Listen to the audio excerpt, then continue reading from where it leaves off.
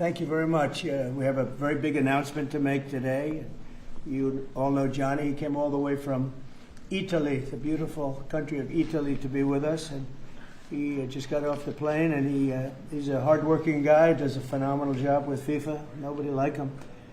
I'm delighted to welcome FIFA President Gianni Infantino back to the White House for a major announcement about one of the most anticipated competitions in all of sports, the 2026, and this is a big deal, I'll tell you, I was so happy to get it, the 2026 FIFA World Cup.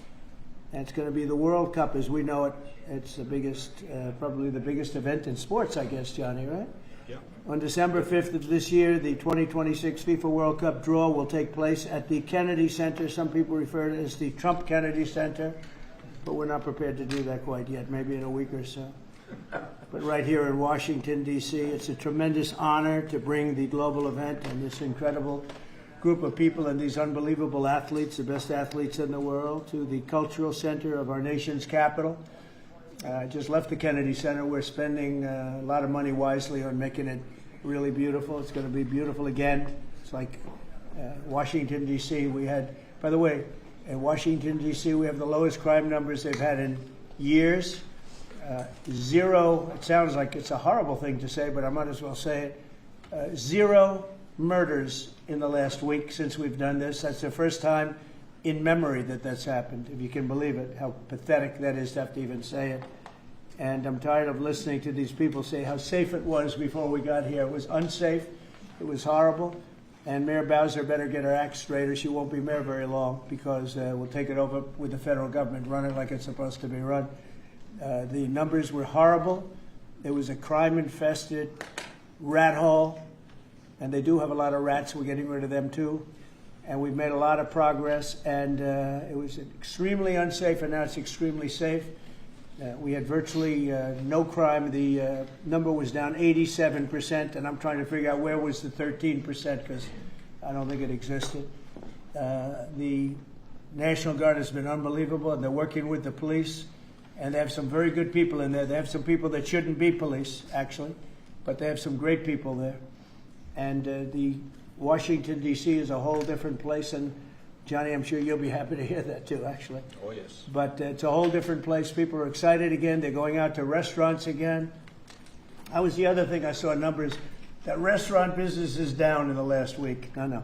Restaurant business, you can't get into a restaurant. Just really lying people. And that's why people don't understand how bad and how dishonest the press is. I saw one poll that had us at 19% favorable on what we're doing with Washington. And then I saw another one that has us 94% favorable. And I can tell you the 94% is correct. The others are fake, just fake news. They got to get their act together. So bad for our country, so sick, actually.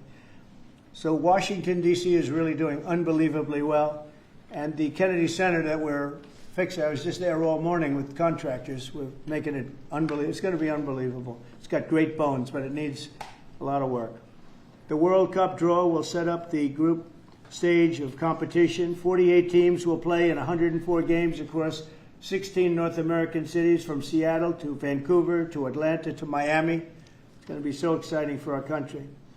The 2026 FIFA World Cup will be one of the largest and most complex events. This will be one of the greatest events, one of the largest. In a way, it's like Johnny said it better. It's like having many Super Bowls in a short period of time. Because each one of these games essentially is a Super Bowl. Some of them are bigger than Super Bowls, actually.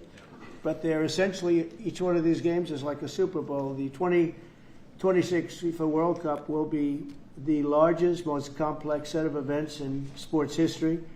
And the Kennedy Center will give it a phenomenal kickoff, and we'll be involved, and they'll be working over there for quite a bit of time. We have it all set that they can stay there for the big events, the big press conferences and everything else. And they'll be in a very safe capital. That'll be nice. You don't have to worry about walking down the street, Johnny, okay? Thank you. But you could handle yourself. I could. Okay. Already FIFA is projecting 6 million loyal fans will attend the World Cup events next year, and 6 billion more are going to be watching back home, and they think the $6 billion number is going to be actually a low number. And this will drive more than $30 billion into the U.S. economy and create 185,000 American jobs in a short period of time, too. No sporting event attracts more attention, more fans, more viewers, or more revenue than the FIFA World Cup. And again, I'll just say it's the World Cup, and it's the biggest thing there is in sports, and we have it. And I got it in my first administration, and I was really somewhat devastated, as devastated as I can be. I don't have time to get too devastated.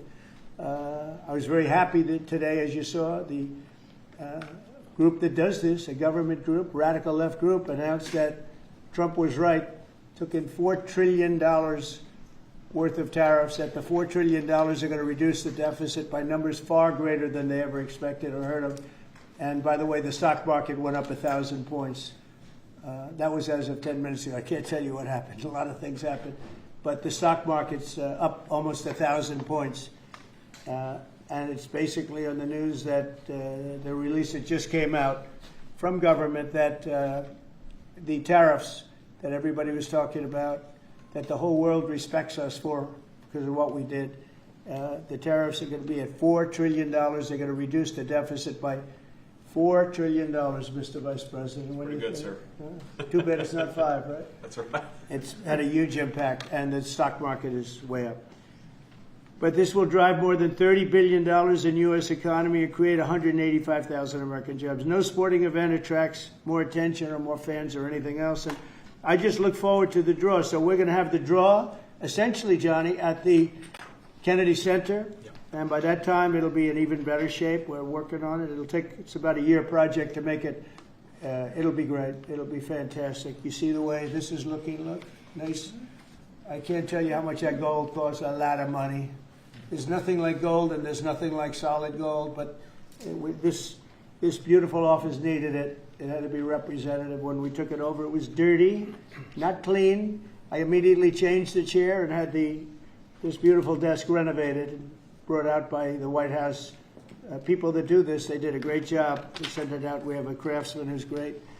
But this was not appropriate for the Oval Office when I took over. And now you look at all those paintings you're allowed to turn back. All of these are great presidents, and they were all in the vaults. They were in vaults for some cases much more than 100 years, and now they're proudly hanging on the Oval Office walls. And I can't imagine anybody changing it. But they were buried in vaults for over 100 years, many of them. So it's very exciting. People come in, they really love it. They love what we're doing here. They love what we're doing in D.C., and they love what we're doing, most importantly, in the country and the world. I'd like to ask Johnny to say a few words. He's the head of the whole thing. He's been there for a long time. Probably the most respected man in sports. He's amazing, actually. Works very hard, and he's got the biggest event in the world coming right here to the United States. And we did a little for Canada. We did a little for Mexico. We thought, see, I'm a good citizen. I said, let them have a little piece. So we gave a little to Canada. See how nice I am? And we gave a little bit to Mexico. And Johnny, please say a few words. Thank you, President. Great honor for me to be here with you today, President, Vice President, Excellencies. Fantastic to announce what you said, which is the final draw of the FIFA World Cup on the 5th of December here in the Capitol, in the Kennedy Center in Washington, D.C. at 12 noon sharp. It will be broadcast live all over the world. 1 billion viewers will watch it. And it will determine, of course, the match schedule, which 48 participating teams will play. You said it, 104 matches in 1 month, 104 Super Bowls. This is not just the biggest, the greatest event, not just a sports event, it's a social event as well, with a lot of emotion. We are uniting the world, Mr. President, uniting the world here in America, and we are very proud of that. And those teams, those national teams who will come here to participate in this draw with their coaches, with their presidents, they will all be proud to be part of writing this history. And that's why we brought as well this, which is the winner's trophy. It is the trophy that the winner of the FIFA World Cup wins. Only the FIFA president, presidents of countries, and then those who win can touch it, because it's for winners only. And since you are a winner, of course, you can as well touch it. It's pretty heavy. Yeah. It's the winner trophy. The last one who lifted that is Leo Messi, Lionel Messi of Argentina, and here it is in the Oval Office in the White House. Can I keep it? For you? Well, you can keep We're not it until giving the it World back. Cup. We're not giving it back. That's serious. Oh, It fits well. that goes very well on the wall right over there. We'll put it right below the angels. It fits well here. That's I think. beautiful. Yeah, You can that's, keep it until we have to give it to the next winner. That's fine. That's a beautiful piece of gold. I will say. Absolutely. That's beautiful. Yeah. So 6 billion viewers for the World Cup, 6 million coming to the matches, 30 billion economic impact, 185,000 jobs. This will be absolutely fantastic. The biggest event ever, and everything will start here in Washington, D.C. at the Kennedy Center, or the Trump Kennedy Center. We'll see that how it will be called on the 5th of September at noon sharp. 5th of December, noon sharp. Then, if I may... Will they Mr. be President, doing most of the draws, all of the draws at the Kennedy? How are you going to do that? Yes, we'll do that at the Kennedy Center. We'll do all the other meetings around it with the coaches, with the broadcasters, with That's the great. sponsors, everything at the Kennedy Center. The whole You'll be very World happy. Cup starts, and everyone will be happy Yeah. because everyone has qualified for the World Cup, and they didn't yet play a game, so they didn't lose yet a game. So they all think they can become world champion, right? They'll all be happy. Exactly. Now, By the way, an example, supposing we had a week ago when everybody was being killed and mugged and everything else, despite the phony numbers that were given out, that it was getting better. Brian, do you believe it was getting better or getting worse? Oh, the crime was getting worse. I mean, I was robbed. It was getting They way went worse. after you. How did the other guy come out? Well, he came up with a briefcase. That was you. Yeah. So, Robert 1, Brian 0. No, but can you imagine you do this and then you start hearing that they had a 20-year reduction of crime. It's worse. It was worse during the Biden administration than anybody's ever imagined possible. And I guarantee you he wouldn't be here if those numbers continued. But now we have total safety. We have total security. And for the border, in 3 months, 0 people. These are done by liberal people that do these charts. 0 people came through our border in the last 90 days. Can you believe it? 0. Last year we had millions of people coming in. And they came in from the wrong locations. They came in a lot of people that shouldn't be here. So now when we have this event in December, it's going to be very safe. Johnny, you can walk down the street with your beautiful wife. yeah. You can take her to dinner if you can get a reservation, which I doubt. But they're all full, the restaurants. I know. They're all full. I heard that too. The restaurants aren't. The restaurants, since we are doing this, are doing great. And many new restaurants are going to open because, as you know, many closed. Many restaurants closed because the crime was so bad. This will be one of the safest places anywhere on earth. So, you know, I really am honored that the National Guard has done such an incredible job working with the police. And we haven't had to bring in the regular military, which we're willing to do. We have to. And after we do this, we'll go to another location and we'll make it safe also. We're going to make our country very safe. We're going to make our cities very, very safe. Chicago's a mess. You have an incompetent mayor, grossly incompetent. And we'll straighten that one out probably next. That'll be our next one after this. And it won't even be tough. And the people in Chicago, Mr. Vice President, are screaming for us to come. They're wearing red hats, just like this one. But they're wearing red hats. African-American ladies, beautiful ladies, are saying, please, President Trump, come to Chicago. Please. I did great with the black vote, as you know, and they want something to happen. So I think Chicago will be our next, and then we'll help with New York. We're going to help with, and I think a lot of these people that you see on television, they're including the people in this audience. They'll say bad things about me, and then they'll say, "Thank God he's here," because half of them got mugged, and they don't want to get mugged again. But they work for stupid people that are radical left.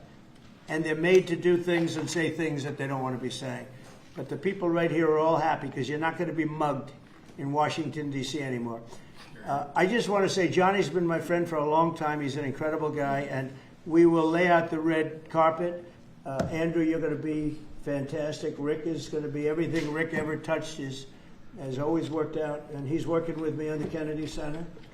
And his very good friend was an actor on Broadway for 5 years, right? And I assume he's helping us a little bit, right? Yes. And Andrew, you're all excited about it? Absolutely. Would you like to say something? This is a great opportunity, Mr. President, to show off the first 250 years of the United States of America, the greatness and then the hope and promise of the next 250 years. When you think this World Cup is going to be over our 250th birthday, Mr. President, your leadership, obviously, with FIFA leading the way, this is the largest sporting event in the history of the world under the Trump administration. So very excited. I just want to say one thing. Andrew Giuliani, so his father is Rudy, the greatest mayor in the history of New York, I think by far.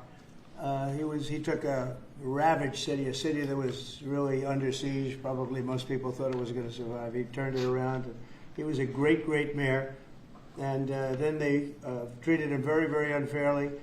You go back and tell your father all of the things that have come out over the last couple of months through Tulsi and through all of the people, Cash, everybody. They've proven your father 100% correct. His father was treated so unfairly. Your father has been 100% correct. And tell him we all love him, okay? Thank you, Mr. President. He's an amazing. What he had to go through was very, very unfair. Nasty. These are bad people. Mr. Vice President, would you like to say something? Well, sure, Mr. President. Thank you, and thanks, Johnny, for being here. We're very thrilled about the World Cup. Just to echo something the President said about crime in Washington, D.C., this is the national capital of the greatest nation in the world, and we had murder rates just a few weeks ago that rivaled some of the worst third world cities anywhere, even in very, very poor regions of the world. Why did we accept that? Why did we allow it to happen? We allowed it to happen because we had broken leadership in Washington, D.C., and unfortunately sitting behind the Resolute desk. What we have shown in just under 2 weeks of taking law enforcement seriously is that the American people can have their streets back if their leadership is willing to put in the time and the resources. Mr. President, you've shown in Washington, D.C. that we can have safe streets again. We've just got to have the political willpower to focus on the bad guys and to give the American people back their communities. We are focused on doing that thanks to the President's leadership. Thank you. And that's a really very small percentage. It's 2%, 3%, but that 2% and 3% wreaks just havoc throughout a community. People are petrified, and I notice a couple of the women in the back are shaking their head, yes, yes, yes. I won't report who you are because you'll end up losing your jobs, but it's true. It's amazing, and the police, and you look at the D.C. National Guard. I saw pictures of them last night getting off vans and all, and I saw some bad ones running, but they're not running so much anymore. They're not there. They're just not even. They're not even trying. You're totally safe. Now there'll be something happening sometime. I don't know. Maybe it won't be for a long time. But this was every night would get reports of people being mugged and killed. There's one woman on television last night. She had a badly busted up nose, and she said, "Well, I like our streets the way they used to be," and she thinks it's going to happen like by doing nothing.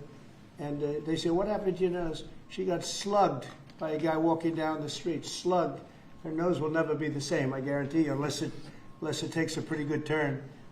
She wasn't really for us, but she sort of said, "Well, maybe something has to happen before this happened to me." She got whacked, and I don't think she'll ever be the same. She almost became. She was a half a Trump fan, a woman that would have never been a Trump fan, but she was hit hard. It's not going to happen anymore. Not going to happen anymore. But then we're going to beautify the city too. That's where I was today, at Kennedy Center, and we're going to beautify the city like it has it. And we're working with Clark Construction, the biggest construction company in Chicago, and in Washington. And the head of Clark is great. He's all over the world, actually, but Washington, I would say, is their home. That's where they do the best work, the biggest work, and they've been doing a fantastic job. So you're going to have a fantastic, clean, beautiful place. It's going to be better than it ever was before. Literally better than it ever was before. We'll get it done very quickly.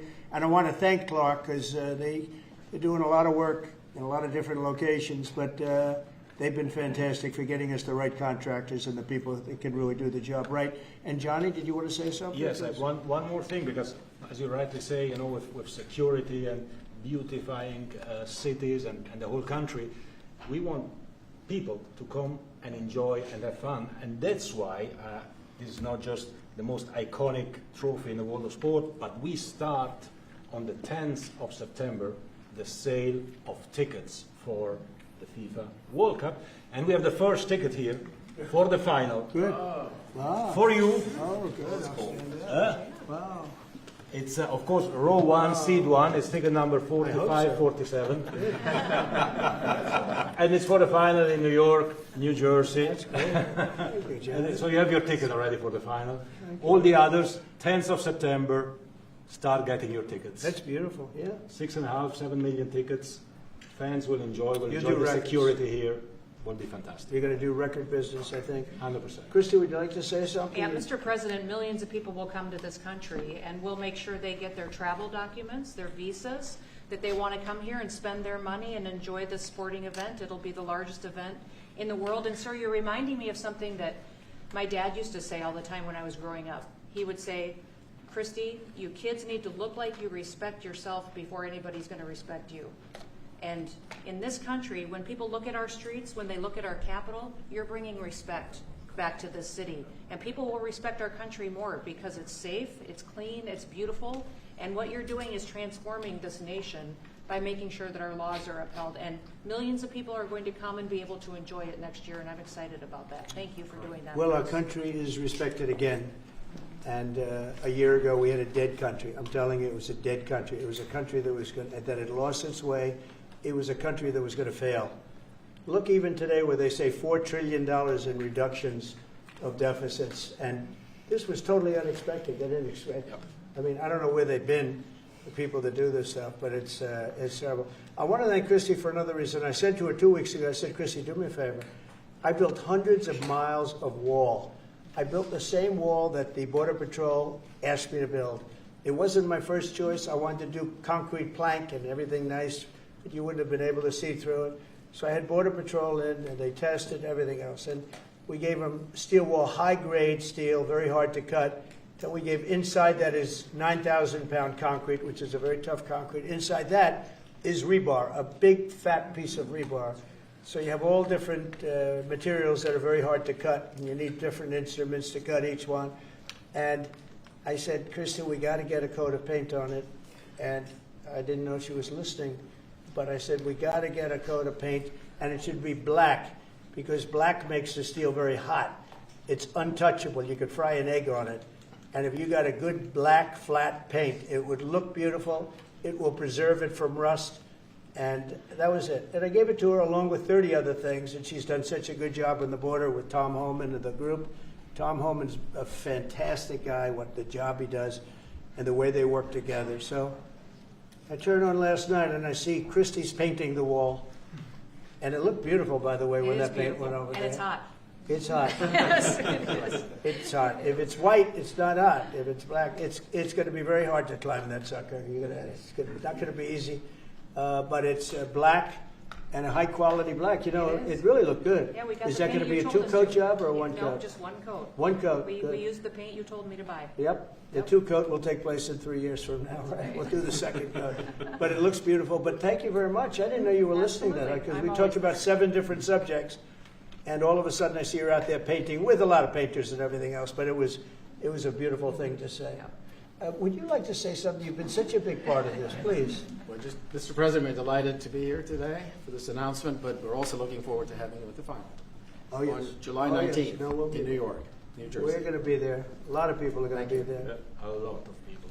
I'd like to thank you all. Do you have any questions on FIFA, first of all? It's going to be a big event at the KA Center. Do you intend to take part in it? Will you have a part to play on December 5th?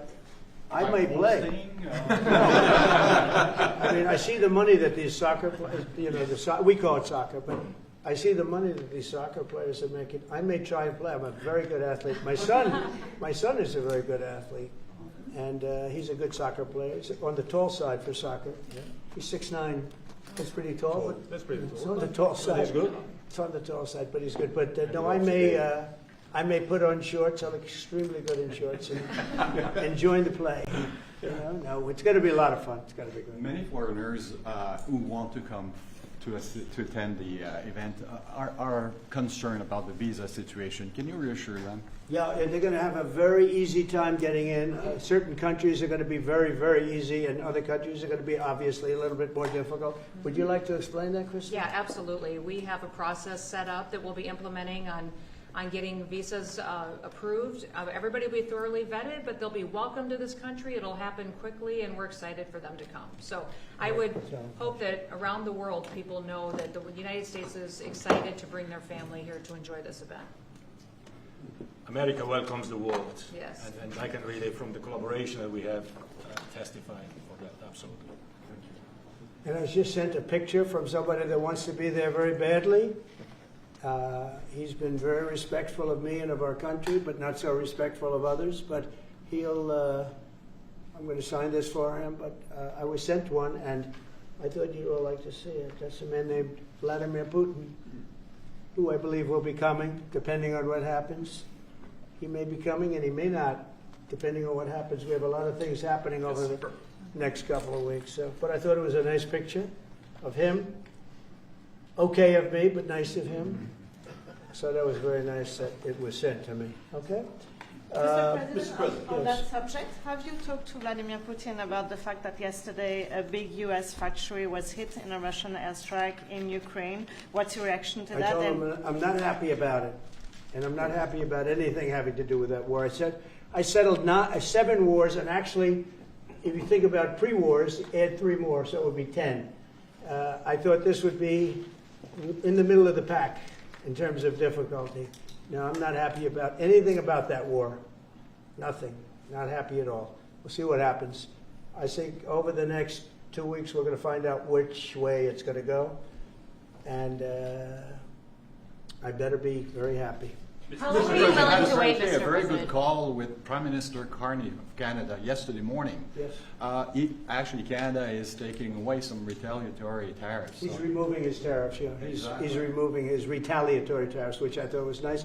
And we're going to have another call soon. Okay. Yeah, we had a very good call. You're getting closer towards an Well, I agreement like him. country? I like them. You know, look, I'm fighting for the United States. Canada and Mexico have taken a lot of our business over the years, over 25, 30 years, especially during the Biden years. They took a lot of our business, and it's basically all coming back into the United States now. We're hot as a pistol, and it's coming back in. Because of tariffs and the incentives we give, it's coming back. And it's impossible, I think, for another country to stop it. And we are working on something. We want to be very good to Canada.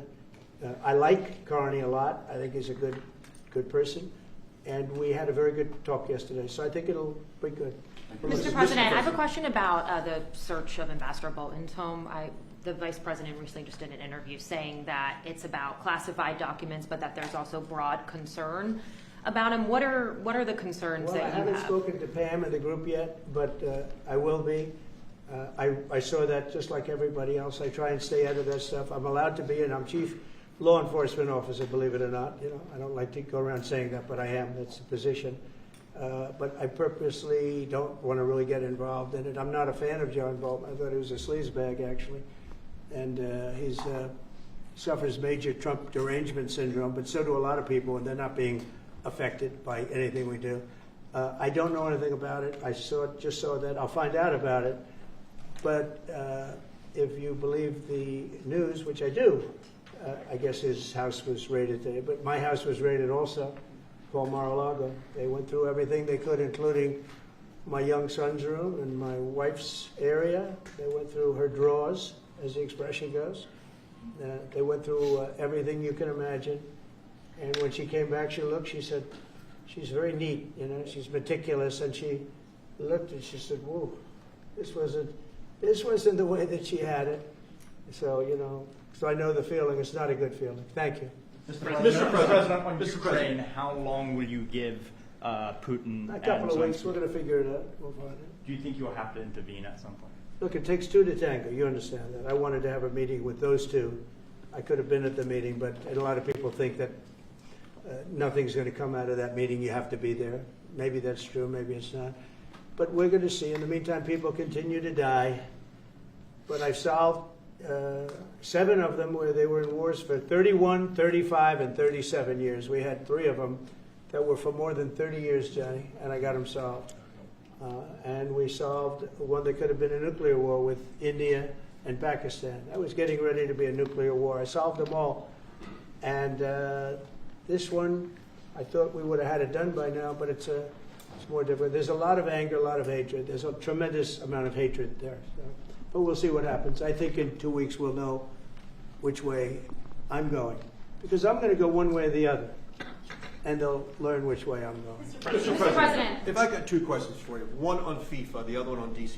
Can you talk about the economic impact that FIFA will have in these cities, and what's your message to the mayors to get their cities prepared, not only the beautification process, but also the safety aspect? Well, Los Angeles is an example. You know, it's poorly run. We have a mayor there that can't even get permits to the people that lost their houses.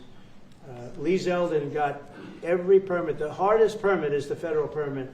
Within 20 days, every single permit was there for the people to build their houses. But people are writing us and they're saying they won't give us. The mayor is incompetent. The governor is incompetent. You know, Gavin. I know Gavin very well. He's an incompetent guy with a good line of bullshit. And he doesn't get the job done. And frankly, those people want to build their houses. It's terrible. They could have been built. Some of them could have been built already. But think of it, the federal government that has the most complex part, it's the most complex environmental thing to do. We got it, everybody had it within 30 days. And they're not even close to getting their permits. And now they're talking about taking some of those sites and building low-income housing on them. These are high-end neighborhoods. And I'm all for low-income housing. I built a lot of low-income housing. I know all about 236. I know every program that there is in the government. I used every one of them. I know more about low-income housing than probably almost anybody.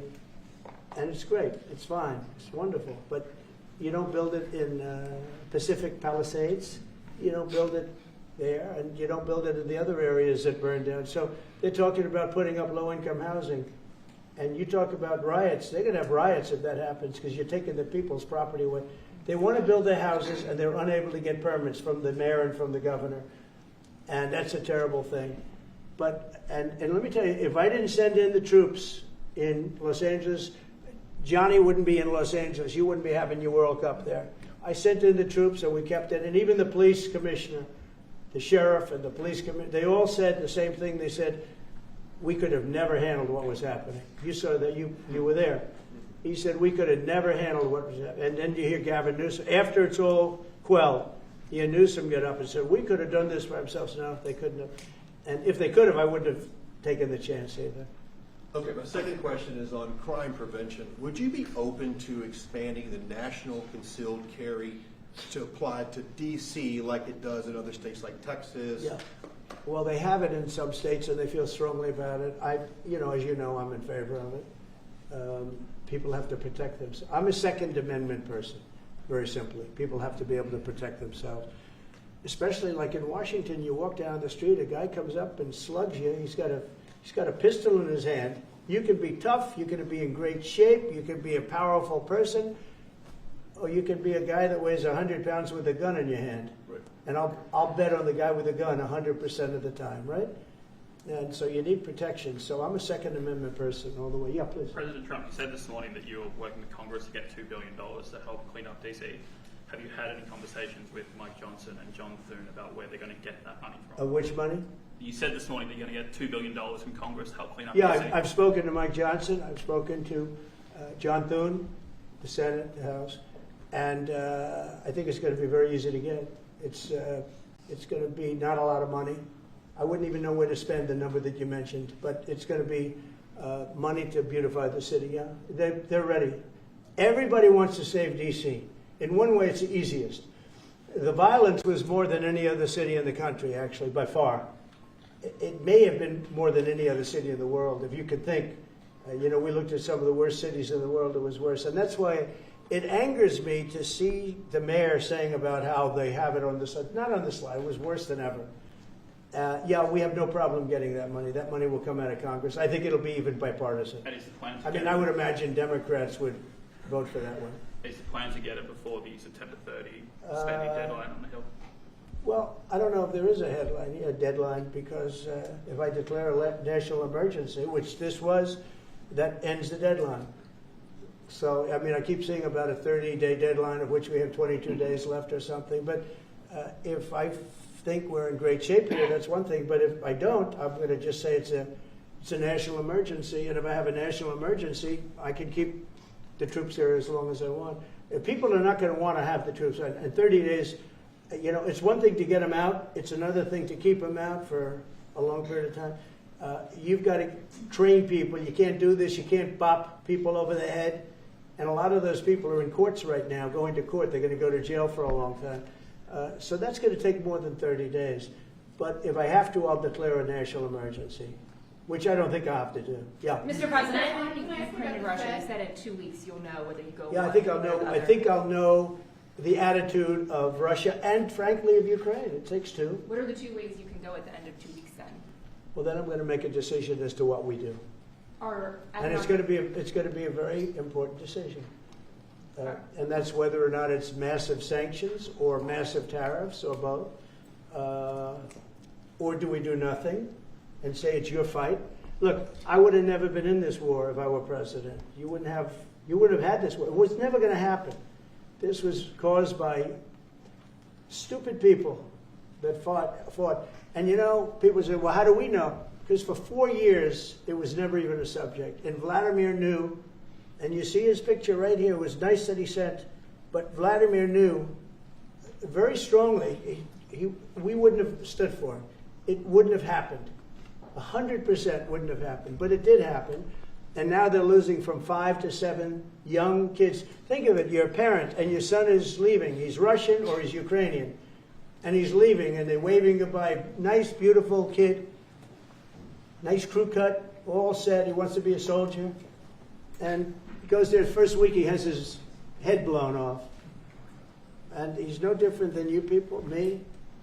And it doesn't matter where. I mean, I solved a problem in the Congo that was vicious. Rwanda and the Congo, the Republic of the Congo. And they were fighting for 31 years, and it was machetes. People were getting their heads chopped off. That was going on for 31 years. I got it solved. You saw it. They came to the White House, and we signed an agreement. It was amazing. People can't believe we got it done. I love to stop killing. I really do. People thought it would be just the opposite. Hillary Clinton said, oh, he'll get us into a war. No, I'm getting everybody else out of wars. Are you saying there's a real possibility then that you do nothing if Putin doesn't come to the table for a ceasefire? I'll see whose fault it is. If there are reasons why, I'll understand that. I know exactly what I'm doing. We're going to see whether or not they have a meeting. That'll be interesting to see. And if they don't, why didn't they have a meeting? Because I told them to have a meeting. But I'll know in 2 weeks what I'm going to do. I have pretty good ideas. Your Justice Department is also sending some of the Epstein files over to the House Oversight Committee today. Are you in support of them releasing all of them? I'm in support of keeping it open. If they innocent people shouldn't be hurt, but I'm in support of keeping it totally open. I couldn't care less. You got a lot of people that could be mentioned in those files that don't deserve to be. You know, people, because he knew everybody in Palm Beach. I don't know anything about that, but I have said to Pam and everybody else, give them everything you can give them, because it's a Democrat hoax. It's just a hoax. The whole Epstein thing is a Democrat hoax. So we had the greatest 6 months, 7 months in the history of the presidency, and the Democrats don't know what to do, so they keep bringing up that stuff. But it affected them. Bill Clinton was on his plane and went to the island supposedly 28 times. I don't want to bring that up, frankly. You have Larry, whatever his name is, Summers, the head of Harvard, who was Jeffrey Epstein's best friend. Nobody ever talks about that. I mean, but I don't want to hurt Larry Summers, but he was best friends with Jeffrey Epstein. No, this is a Democratic hoax to try and get the significance of what we've done over the past 7 months. Nobody's ever seen anything like it. They say it's #1 in history. What we've done, including stopping 7 wars. I mean, just include that. And now you look at the stock market today. It's way up to start off with from where I took it. And this market was going to crash. If Joe Biden or Kamala were president, this market we would have had a crash like in 1929. You're not going to have that. It's only a question of how high is it going to go. You know, I had the strongest economy in the history of our country. And despite COVID, we had the strongest economy in the history of our country. And we're going to blow it away this time. I was always good at making a lot of money. And whether it was for myself or whether it was, I like doing it this way better. I mean, I like making it for the country. Our country's been ripped off by friend and foe, nations all over the world ripped off. And the friends have been much worse than the foes for the most part. And they're not ripping us off. We just signed a deal with the European Union. They're paying us essentially $950 billion, like a signing fee. They're going to buy $750 billion worth of energy. They weren't buying much of our energy there. And they're very smart in doing it. And as you know, Ursula was here a couple of days ago having to do with the people, the leaders that we had a great, people said they've never seen anything like it, where we had the leaders of Europe right here in the Oval Office. And she's so happy that she has an agreement. But people aren't ripping us anymore. We're run by, this country is run by smart people now. Mr. President, in Israel... Two questions. One is about Intel. There have been reports that you're considering taking a stake in Intel. Can you tell us About the 10%? About the 10%. Yeah, I met a man. He was a very nice man, and I called for his removal because I saw something by a man named Tom Cotton, a senator from Arkansas. He's a great guy, friend of mine, supporter of mine, big supporter. I'm a supporter of his too. And he wrote a pretty nasty story about the head of Intel. And I said, well, if that's right, he should resign. And he came in, he saw me, we talked for a while. I liked him a lot. I thought he was very good. I thought he was somewhat a victim, but you know, nobody's a total victim, I guess. And I said, you know what? I think the United States should be given 10% of Intel. And he said, I would consider that. I said, well, I'd like you to do that because Intel has been left behind, as you know, compared to Jensen and some of our friends, NVIDIA, some of the people, and the people in, because Intel should have never been. Intel was the biggest, most powerful chip company in the world. And then they started leaving. And they started going to foreign countries, in particular Taiwan. And if we had a president that would have said, okay, you can go to Taiwan, but we're going to put a 100% tariff or a 200 or a 300 or a 500% tariff, anybody that sells into the United States has to pay. They wouldn't have left. They would have never left, and we wouldn't have. So in the meantime, we had people that were, in some cases, good politicians that weren't good on trade. I loved that man, but he was not good on trade. I totally disagreed. He allowed the car industry to be taken out of this country. We lost 50% of our car industry. But that's all coming back. It's all coming back. But if somebody would have said that with Intel, would be a giant right now. Now, with that, they've had some bad management over the years, and they got lost. And I said, I think you should pay us 10% of your company. And they said, yes. That's about $10 billion. I don't get it. This comes to the United States of America. And I said, I think it would be good having the United States as your partner. He agreed. And they've agreed to do it. And I think it's a great deal for them. And I think it's a great deal. He walked in wanting to keep his job, and he ended up giving us $10 billion for the United States. So we picked up $10 billion. And we do a lot of deals like that. I'll do more of them. If somebody has, like we have restrictive covenants with Jensen. We have, it's NVIDIA. And to unrestrict the covenant, nothing to do with losing our powers or military or anything, because that I wouldn't do. But there are things you can do that don't affect us, that actually help us. And if we're going to give somebody a restricted covenant, we have a strong restrictive covenant on certain industries. And I will absolutely give somebody a opening on to do a lot of business, which is good for us, as long as it doesn't hurt us in a security or military way.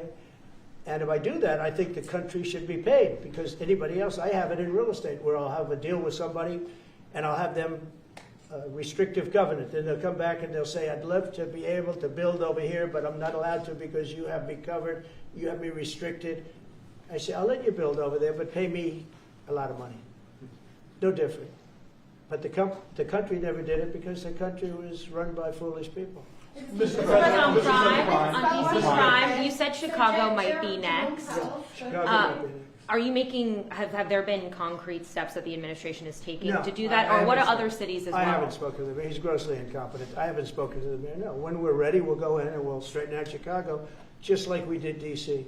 Chicago is very dangerous, great place. I built great stuff there. I have the most beautiful building in Chicago, I think. but I hate to see what's happened to Chicago. Chicago was our greatest city, actually. Bob Tisch, a great friend of mine, passed away. He used to own the Giants and very successful Lowe's. He said Chicago, I think they had their main office in Chicago. He said Chicago and San Francisco, the two greatest cities in the world. Now you look at what the Democrats have done to San Francisco. They've destroyed it. I own a big chunk of the Bank of America building in San Francisco. And, you know, it's just different. We can clean that up too. We'll clean that one up too. Now, if everything works out, and we've already had calls from other cities, quiet calls from Democrats. We'd love you to come here because they've lost control of their cities. I'm not going to say because I don't want them to lose their elections. But we've had calls from Democrats and calls from people generally. We'd love you to come here because we'll straighten out the problem. Mr. President, in Israel, the families of hostages are are opposed to the reoccupying of Gaza. Why is the U.S. still Well, not supporting all of them. And you have to understand, I'm the one that got all of the hostages out. You got a lot of people out. If it wasn't for me, they wouldn't be out. I worked with Bibi and I worked with Steve Witkoff. But if it wasn't for me, you would have all these hostages would most likely be dead right now, every one of them. So they all come up here. They come in groups of 10, 12, 13, and many of them, and I've gotten to know a lot of them. They're great people. What they had to go through is incredible. But so now they have 20, but the 20 is actually probably not 20 because a couple maybe aren't around any longer. It's a terrible thing. No, I don't like anymore. I said, you know, when you get down to 20, they're not going to make deals anymore. And they didn't. And then I put out a statement, as you know, there was a tough statement, go in and get them. And they said, we'll give you 10, we'll give you 10. I don't know what Israel's doing, but they were willing now immediately to give us another 10.